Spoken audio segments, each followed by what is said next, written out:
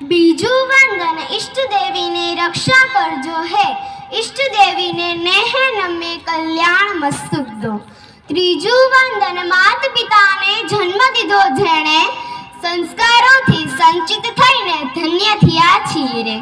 परम शक्ति અને પરમ સત્યનું સ્મરણ કરી અર્વાચીન યુગના આદિ કવિ શ્રી નર્મદનગર તથા સૂર્યપુત્રી તાપીના ભાવભીના શ્વેતાજનોને સંત મૂળદાસની ધરતી ઉટવડ ગામની દીકરી ખૂટ વિશ્વા તરફથી હેતની ચાસણીમાં સબોળેલ મીઠા મધુર વંદન।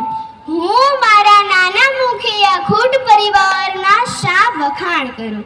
जो समुद्र ने साहे बनावी, वृक्षनी डाळीनी लेखनी बनावी, समग्र पृथ्वी नो पत्र बनावी, जो स्वयं शारदा पोते ज समस्त काल सुधी लगती रहे तो पण खूट परिवारना गुणो गाई शकाय तेम नहीं। कायक कशुक करवानी जेने होश हये होय छे एने क्या मंजिल सुधी रोकनारू कोई होय छे।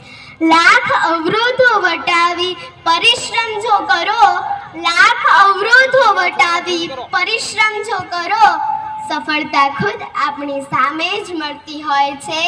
सफलता खुद अपनी सामे ज मळती होय छे अने आजे आवी सफलता प्राप्त करी छे खूट परिवारे।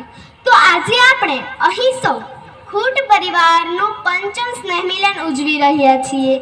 तो આજે હું તમને सत्य घटना आधारित एक प्रसंग कहीश। अनोखो वृद्धाश्रम। गामना पादरे तळावनी बाजुमां ज भव्य आलिशान बंगलो पटेल परिवारनो हतो। तेमां एक दंपती, तेमनो पुत्र अने पिताजी रहता हता। वैभव परिवार खूब आनंदथी दिवसो पसार करता हता। पिताजी सुख साहेबी होवा छतां पण मूडलेश रहता हता। एमना पुत्रे पूछ्युं, केम बापूजी कई तकलीफ छे? बापूजी कहे, ना बेटा, मने गरडा घरमां मूकी आवो ने। बहुए पूछ्युं, केम पप्पा, अमो तमने सारी रीते साचवी नथी शकता कि अमारी कई भूल थई छे? भूल थई होय तो अमने माफ करो। पिताजी कहे, ना बेटा, तमारी हुफथीन तो हूँ जीवुं छुं, पण मारा नानपणना मित्र 4 થી 6 वृद्धाश्रममां रहे छे। तमो बन्ने जोब करो छो अने पुत्र भणवा जाय, हूँ एकलो आ भव्य बंगलामां कंटाळी जाऊं छुं। मारे मारा मित्रों साथे नानपणनी मोज मस्ती यादो मनावीने माणवी छे। दीकरो कहे, पप्पा, थोड़ा महीना खमी जाओ, हूँ व्यवस्था करी आपું છું।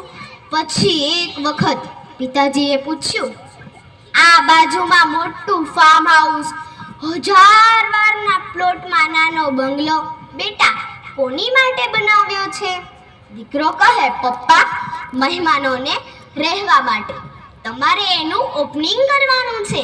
દીકરાએ તો ગામના ઉદ્યોગપતિઓને નાના મોટા સૌને આમંત્રણ આપ્યું। રિબિન કાપી સિક્યુરિટીએ જ્યારે ગેટ ખોલ્યો તો સામે વૃદ્ધાશ્રમમાંથી આવેલા પિતાજીના મિત્રો સોફા પર બેઠા હતા।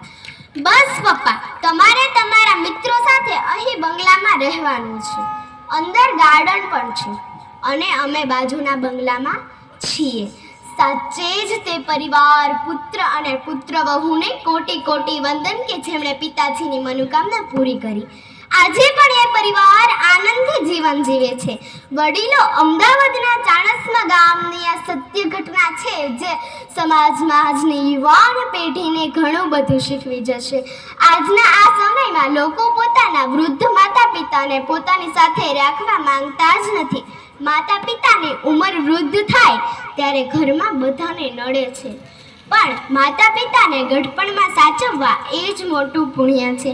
આજે લોકો સારા દેખાવા માટે મોટા મોટા દાન કરે છે, પણ એમના ઘરે જઈને જોઈએ તો એમના માતા પિતા તો વૃદ્ધાશ્રમમાં હોય છે, તો શું એમને દાનનું પુણ્ય મળશે ખરું? પણ આપણે આપણા માતા પિતાનું ગઢપણ સાચવવું એ જ મોટામાં મોટું પુણ્ય છે। અસ્તુ।